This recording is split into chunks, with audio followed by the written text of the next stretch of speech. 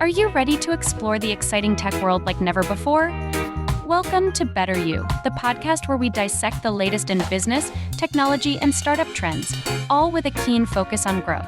So buckle up and get ready to stay ahead of the curve. Let's make you a better you. So, folks, welcome to another episode of Better You. Today, I know I'm always very excited of doing episodes, but today I'm extremely excited because I have a new friend which I made recently. Her name is Andrea. She's a founder and executive coach at Awesome Institute. I think the name is itself is very exciting. Awesome Institute. Andrea and I, we had a coffee in person in San Francisco. We talked about a lot of good ideas. And this is where I started stalking her. I said, hey, I really need you to be on my show. And let's talk about some really interesting topics. So before we go into the context of this episode, I just want to say there's a very high probability that you folks, audience, may start seeing Andrea more and more on my show because I have a lot of stuff to learn from her. And we were just bouncing some ideas. And then we came up with the idea that, hey, how about we talk about the work culture? How about we talk about relationship, building professional and friendly relationship at work and drawing a line, what to say, what not to say, how to say it, and how to address conflict and many other things. So I really want you folks to stick around and until the end to see what Andrea has to say on those topics. And of course, as we unwrap this conversation, I'm going to share more insights from my side based on my personal experiences without mentioning anybody's name. So Andrea, excited to have you here. Would love to understand what you're doing at Awesome Institute. Just give us some introduction about yourself. Yeah, I'm excited to be here. So I'm an executive coach. I've been doing this for about 11 years. Before that, I ran a couple of different tech companies. So I work with mostly C-suite, but senior leaders at different levels and help them to grow as leaders and as people. So the kind of work that we do is called developmental coaching. And so really we're looking at, like if I was coaching you, I'm looking at who you are as a person, what's working in your life, what's working in your work, what's not working, what kinds of things you feel like could be different, or maybe you've gotten some feedback. And then we really look at your whole life to help you grow in very specific, observable ways. We write a program, we work through those things together over a period of time together. And then at the end of the year, you've got those permanent skills and you go forth into the world and do the things you want to do, like nice or whatever. Nice. I love it. Okay.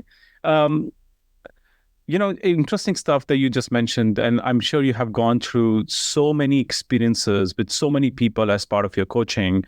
And I think there's always a confusion when it comes to a work relationship. And when I say work relationship, that more about that I love my coworker in a way that I want to work with them and I want to collaborate more.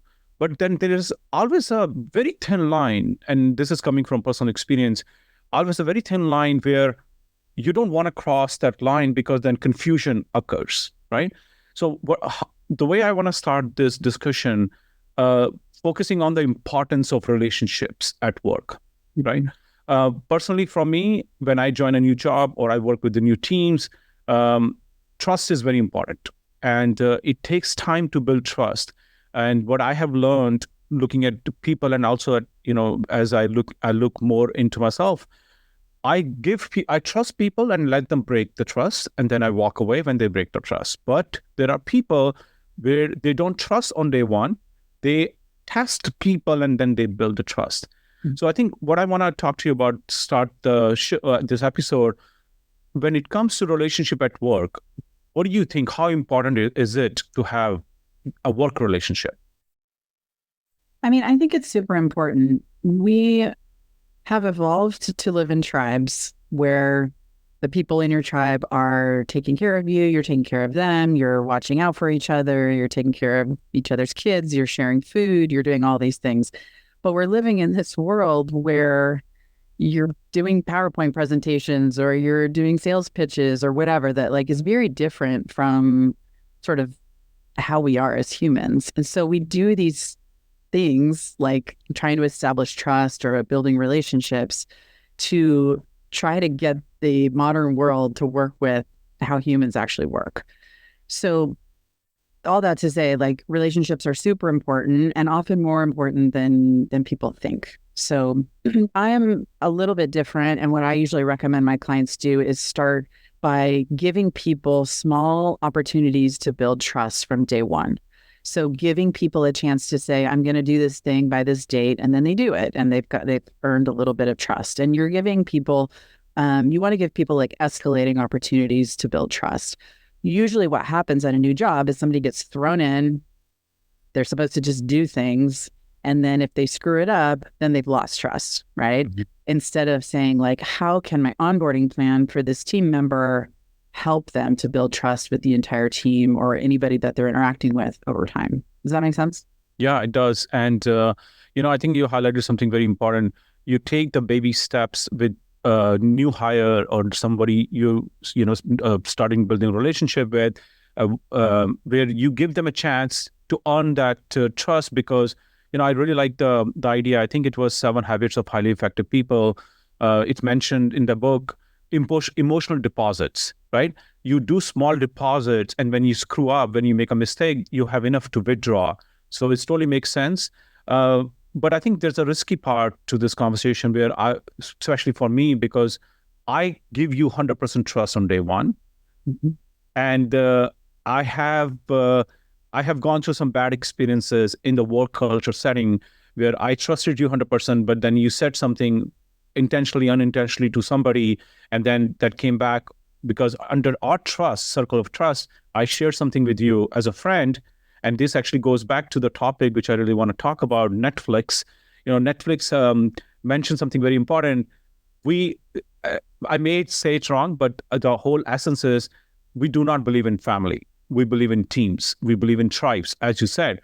So what's your take on the word that generally people, especially I noticed that early stage founders, when they want to bring top A players, top performers into the company, and when they struggle to hire people, they always talk about, hey man, you know what, come in, you're part of the family, you would like a co-founder, and so on and so on. But suddenly as they scale up, scaling up process, bring new players into the picture, and they forget the person they were initially relying on as a lead magnet to bring people in.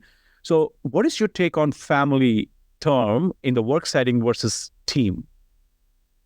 Yeah, it's a really great point. I'm glad you brought it up. I mean, I think we have this desire to be part of a team that feels like a family or that is a family, right? And I think that does come from our like tribal days when most of the tribe was related to you in one way or another, right? Either through marriage or by blood or whatever.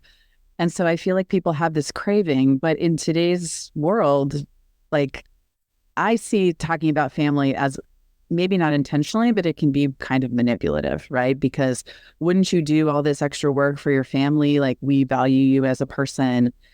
But, when things get hard or if you don't perform, you're out. Yeah.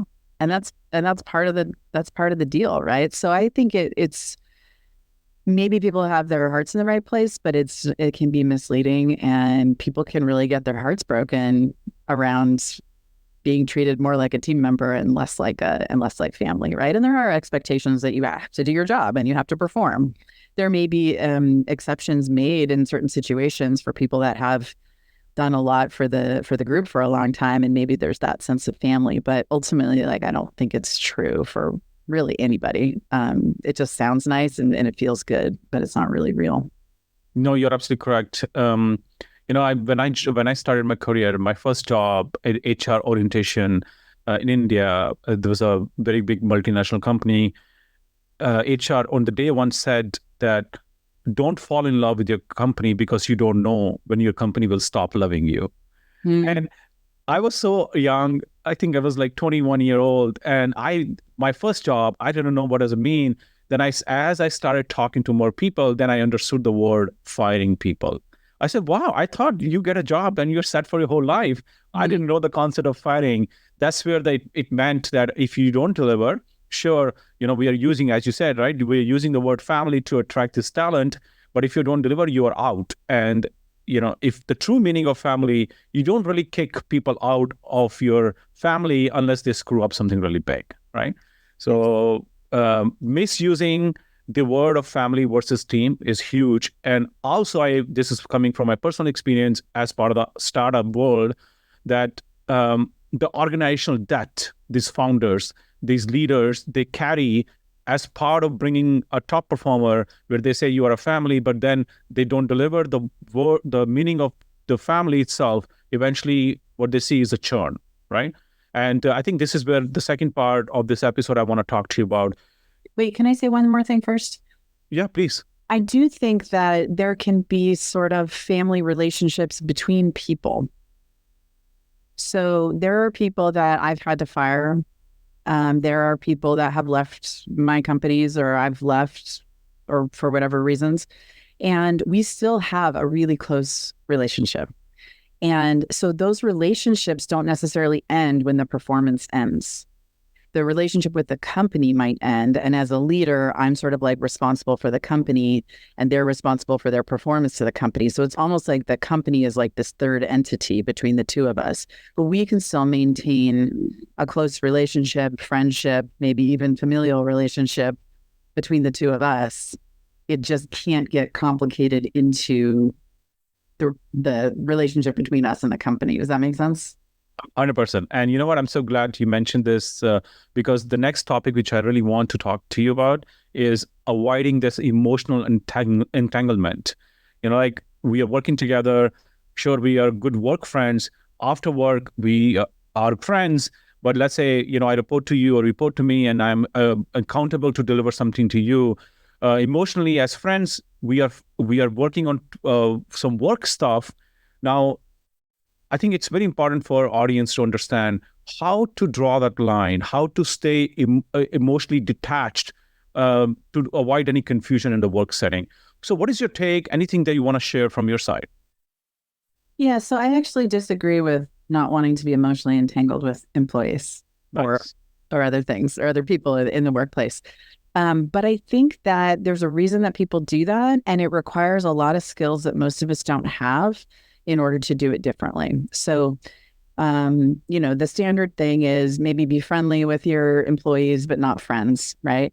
You could be close, but you can't cross that line, because the idea is that you won't be able to do the tough thing, like hold people accountable, lay them off in hard times, fire them for performance issues or whatever, that you won't be able to do those things because you'll be too clouded by your emotional attachment, right? Like, that's what most of us were taught coming up in business. What I think needs to happen in order to be emotionally close with somebody and still be able to do those things is you need to have emotional intelligence and emotional skills, and you need to have strong boundaries, right? You need to be able to say, like, hey, I really care about you as a person, and I really value our relationship, and this isn't working. Yeah. Right. Yeah. Like, we need to get you some more support or help, or if you can't get your numbers to where they need to be, we're going to have to part ways. But okay. So to back up a little bit, what I see people do a lot, and there's some books and literature and research to support this, is that when things start going poorly with people, whether it's a friend, whether it's a romantic relationship, whether it's an employee, or even like a customer, when things start going wrong, we start to distance ourselves from that person. Oh, they did that thing again. Oh, the product didn't work again. Oh, I called them and they didn't give me a great answer. They sort of gave me the runaround or whatever, right? We start doing this. Oh, they were late to our coffee again. Oh, whatever, right? Making promises they can't keep. We start to create this distance so that we can eventually cut them off or hold a boundary, or hey, I switched to a new product, and I'm not going to feel that bad about it, right? Have you seen people? Yeah. I've done this myself, right? Yeah. And that's the word that we use, checking out, or I checked out, or he or she checked out. And then I think what you just said, the checked out is an umbrella term. Under that, I am going away from so-and-so person in the work setting because I don't like this person, or something happened, or delivers or did not deliver something which I wanted, or gave me a criticism on my work, whatever the issue is. But you start checking out from that particular group or from person, and eventually, the other person also noticed that behavior too. So That's right. That's right. And I think it's a gradual process. And then checking out is somewhere in there where we kind of start to recognize like, oh, I'm getting close to the edge of what I can tolerate. But we actually initiate that process. And mostly we do it because we don't want to get hurt. We don't want to be sad. We don't want to be angry, whatever it is for our personality and our background that we don't want to have. Well, I'm not going to be that disappointed if I'm not going to have my heart broken by this person if being a little dramatic, but there's some truth to it. If I'm the one that's pushing them away, like I can create that emotional distance, that detachment in order to like preserve my own emotions, right? I don't want to do that. And we do a lot of things so that we don't feel bad. It's not conscious typically, but there's a lot of things that people do. So as we get to know our emotions, and that's some of the work that I do with people, as we start to recognize our emotions, as we recognize other people's emotions, we can say, wow, every time I start to feel bad about this situation, sad, mad, whatever, I create a little more distance. What if I could actually tolerate that feeling a little bit more, and I could let something play out a little differently without creating distance? Maybe I could even go closer to that person. Like, hey, what's going on for you? Like, your performance was great for a couple of years and lately it's been down. What's happening? And sometimes we don't do that because we don't want to know, like, hey, my father is, terminally ill, or, I'm having a hard time in my marriage or with my kids or whatever's going on, because then we're afraid like, well, then I can't do the thing because I'll know too much. So we create more distance. Right. And so it takes a lot of emotional skill in order to like lean into that and say like, hey, I really care about you. I want to know what's happening for you. How could we work together to make this situation better instead of the inevitable decline of leaning away? Yeah. No, 100%. And, as we set the context for this episode, the relationships at work and defining the boundaries, Andrea, for next 20 minutes or so, I want to stay focused on 3 key points. And emotional intelligence, you brought it up. I'm a huge fan of it. I think leadership starts with emotional intelligence.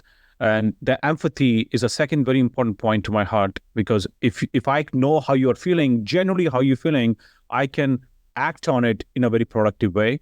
And the third important thing which I want to talk to you about is communication. And I strongly believe, and this is just my personal experience, that all these things falls under an umbrella term called psychology, like how you think, how you can talk to your emotions. And then based on that, you can take care of the emotional intelligence, empathy, and communication. Now, you brought it up, emotional intelligence. I work with a lot of technical founders, and these founders, they have done an amazing job building a product, but they have zero to some experience on managing people. And I strongly believe that managing people does require a serious emotional intelligence. And for early founders who have zero experience in managing people, what will be your advice? How to elevate the skill set, and how not to make expensive mistakes where you were able to hire a lead magnet or able to hire a top A player, but he or she is going to leave just because you don't know how to manage this person? Yeah, it's a great question. And it's one I see a lot. Like, I see a lot of people dealing with this. And I actually work with them on emotional intelligence with every single one of my clients, whether they've been a CEO for 30 years or whether it's like their very first year doing it. So they're not alone. Everybody struggles with this. It's tough, right? Yeah. And today kids are learning this in school. Like, my daughter is learning like all the emotional stuff that I'm teaching my clients. Nice. In 2nd grade. It's incredible, I think. So, okay. So one thing that people can do is learn to recognize their emotions and learn which emotions they tend to avoid. So you can download a list of emotion words off the internet. I have one on my website, awesomeinstitute.com/emotions. And it's basically a list of all the basic words that you can feel. And they're often categorized into different sort of subgroups. And so what you can do is a couple times a day, say, how am I feeling in this moment? Or you can think back to something that happened a little earlier and name the emotion.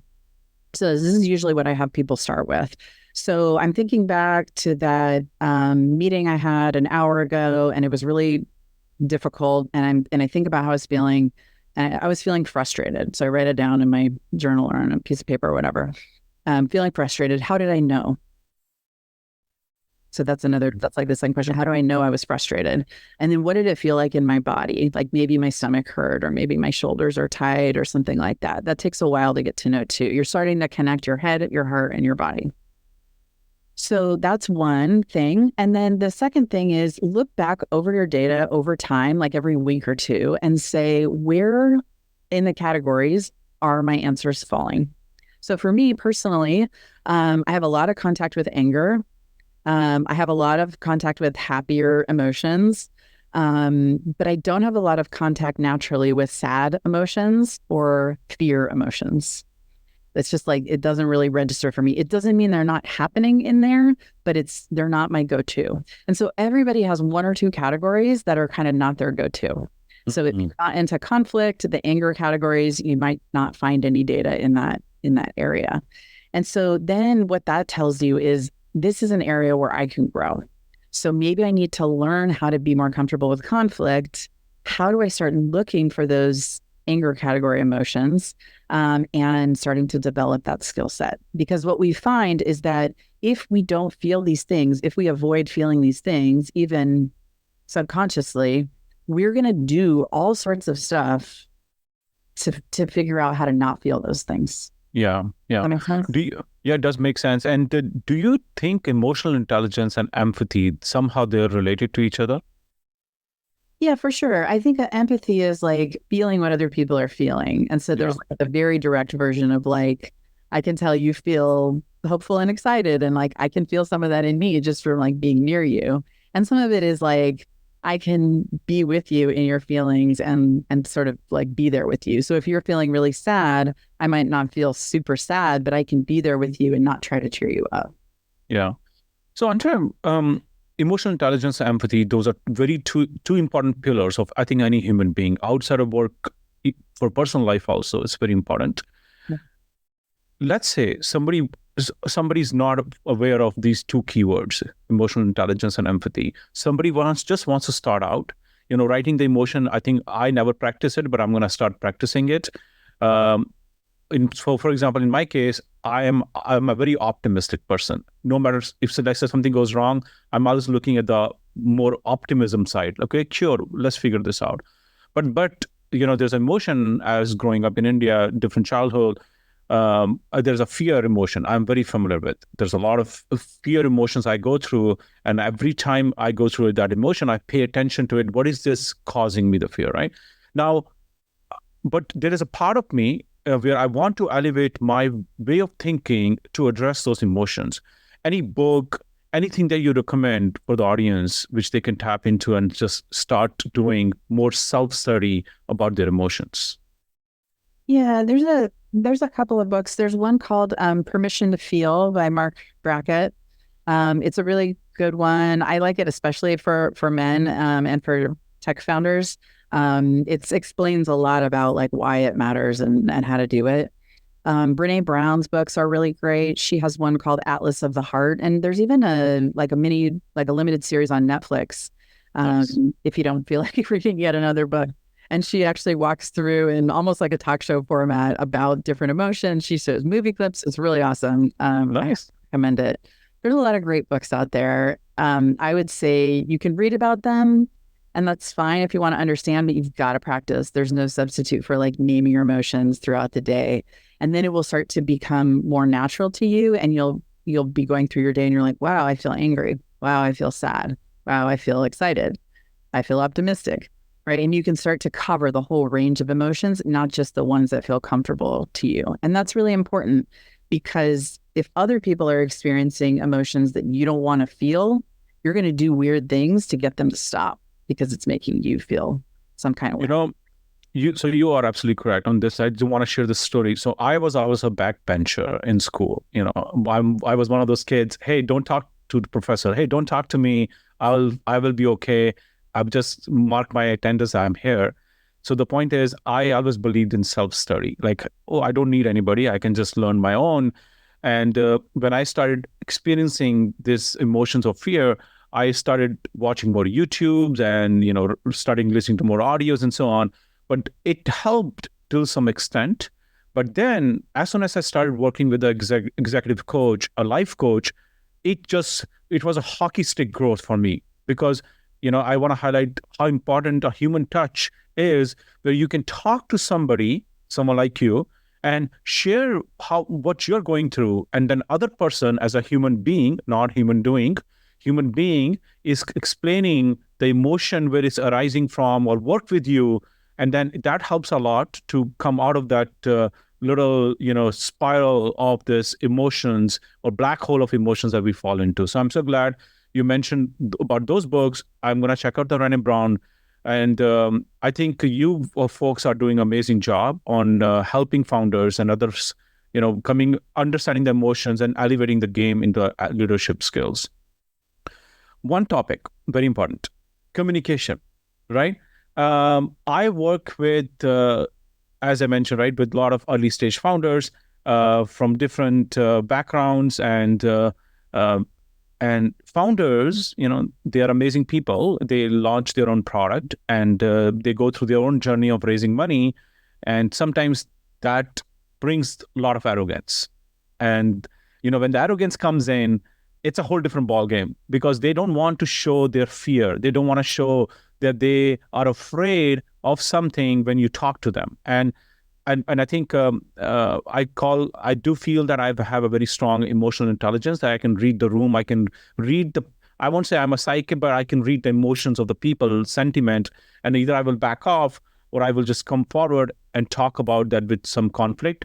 So the question I have for you, when it comes to these leaders who are early stage startup leaders and trying to build teams, how important is the communication? How can they improve their communication with smart people, where they don't lose them, or they are able to hire them?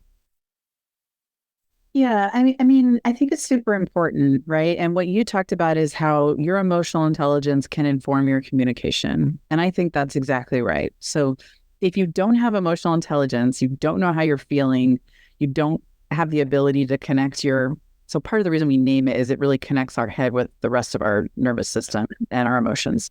So if we can't do that, then our communication is like disconnected from emotion, which means we're just saying stuff that we found in a book, and it doesn't really land with people, because people make most of their decisions emotionally, right? You know that from sales trainings and things like that, right? That like they think they're making these logical decisions, but mostly they're making emotional decisions backed up with logic and other sorts of things.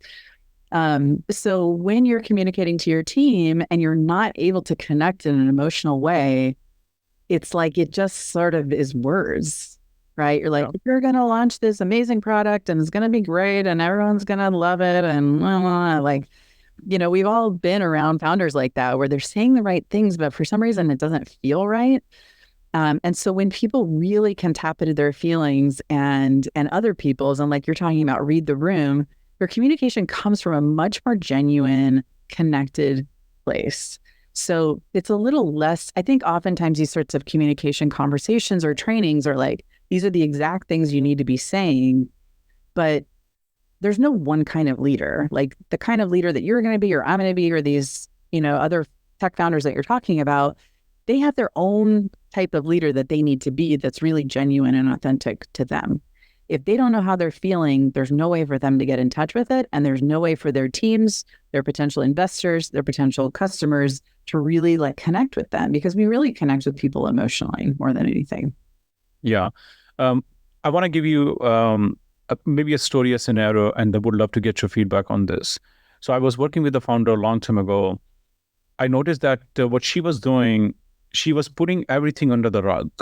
I kept telling her some issues, in the company, in the product, direct feedbacks coming from the customers, potential customers, but she did not listen to that part, because she had this arrogance that, no, my product is the best product and you don't know how to communicate to your customers, or you don't know how to sell it. So ultimately the startup failed. And again, it didn't fail because of me, but what I learned from the experience, that when you start putting stuff under the rug, that means that you are weak in handling the conflict. And one of the things which I learned in life that because I was very weak in handling conflicts, but if you somehow know how to resolve conflicts without losing people, I think that you have amazing skill where you can take your company from zero to next level really fast. So I want to talk to you about, under the same umbrella of communication and emotional intelligence, the conflict resolution. What is your take on handling conflicts? Or something important to me, sometimes I create conflicts intentionally between people to understand where do they sit and how far they can go when it comes to helping customers. What's your take on it? I mean, I think you just said like 5 different things. Yeah, I know. Pick one. To go back just for a second to the founder, and then we can connect this to conflict. So the founder might have had an issue with conflict, and they might have also had an issue with fear. And a lot of times with arrogance, we see like avoidance of fear. And so if I don't hear about it and I don't deal with it, then I don't have to feel that fear like, oh God, this is going to take us down and I'm going to be a failure and all of the things that people think. So it's much better to just push it under the rug. So sometimes it's not even that like arrogance is the thing. Arrogance is like the symptom of the thing, which is their inability to feel a certain emotion. And so we see the same thing with conflict resolution is if they're not able to feel feelings of anger and to be able to be comfortable in the conflict. And there's really good reasons for that. Like if your parents fought a lot as a kid, or if you were in certain situations where like anger was very scary, or maybe you're just that way, like it can trigger people, it can freak them out, whatever reason. If you can't be comfortable in that conflict, you're either gonna go in hard and fast and try to like shut it down with one big swipe, or you're gonna avoid it. Or when you get in it, you're gonna be super uncomfortable, you're gonna freak out and not really be able to think super clearly. So if you're trying to get into like a situation that requires conflict, you need to be able to like enter into it at the appropriate time and stay in it for as long as is necessary. Does that make sense? It does. Yeah. Easy way to find quick shortcuts to escape the conflict, because we all want to get into our comfort zone. But, it's like a wound, right? If you don't treat it, it's going to keep popping up and you're ultimately going to lose some part of your body.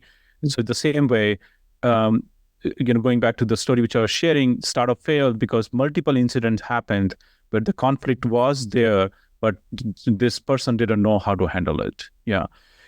Andrew, that actually brings up to the ending of this show. Ending of this episode, I wanted to talk to you about the practical tips. Sure, we took broad strokes. We talked about emotional intelligence, empathy, communication, and conflict piece. But I think if we just take one step back and take one thing away from this episode, how can I, just me sitting here after this episode, how can I just detach myself from everything and start following some tips where I can just say, you know what, now I know what I need to do next to improve my relationship with my coworkers? Yeah. So, I think that naming your emotions in 2-3 minutes a day is the best thing that you can do. So phase 1, do that. Phase 2, notice what emotions you're not feeling. Phase 3 will be, can I notice those emotions as they come up? And that usually takes a month or 2 to be able to get there. So we can say like, I'm starting to get irritated with this person and I'm noticing myself starting to react in a certain way, instead of like, oh, I notice I'm feeling irritated. I wonder what that's about. Let me lean in and let me like start to engage a little more and let me try to find out, instead of judging you, pulling away and starting to like degrade our relationship, right? Like whenever you feel yourself start to pull away, you can lean back in, but you have to recognize that emotion for that process to start to turn around, right? So those are the 3 things I would do: naming your emotions, noticing the ones you're not feeling. When people talk about like know your blind spots, your emotional blind spots are one of the biggest parts of that. And so this is how you do that. Basically, when you notice there's a whole area of my emotions I'm not writing down, I'm not noticing I'm feeling, those are your emotional blind spots. And then you can start to notice in the moment what's happening and then what do I do about it? Yeah. So I would say don't be afraid to like lean in when you feel like the relationship is creating more distance. Lean in, get closer, and then see what happens. And I believe we mentioned awesomeinstitute.com/emotions, right? Yeah, you can download a sheet and a process on even how to feel your emotions there. And the reason I said this because you brought up something very important, emotional blind spot. If you never heard of it, you will never know. And I think that sheet which you just mentioned, personally, it will help me a lot because there's so many other emotions. I just don't know how to label that feeling which is coming from my stomach or from my heart or from my head. I just don't know how to label it, right? And if I don't know how to label it, I won't be able to communicate back to you. Yeah, very good point. Right. Yeah. So Andrea, what's the best way to get in touch with you? You can send me an email, Andrea@awesomeinstitute.com. You can check out stuff on our website, Instagram. I'm at AT Garfield. We have a bunch of videos about all this stuff. Whatever people want to do, I'm here. Like to have a lot of free resources and things so that people can get the right amount of help for whatever stage that they're at. Very nice. So are you okay if I share your email ID into the description of this episode? Yeah, of course. Okay, awesome. Yeah, Andrea, thank you so much. I'm looking forward to, I think this time I'm looking forward to have a dinner with you and maybe grab a couple of drinks. Yeah, sounds great. Sounds great. Thanks so much for having me. It's been really fun. Yes, thank you so much. Thank you for tuning in to this episode of Better You. I hope you enjoyed our deep dive into today's topic and found some valuable insights to help you on your growth journey. If you liked what you heard, be sure to subscribe to the podcast so you never miss an episode. And don't forget to leave us a review and share Better You with your friends. Together, let's continue exploring the exciting world of tech and business. Until next time, stay curious, stay innovative, and keep growing.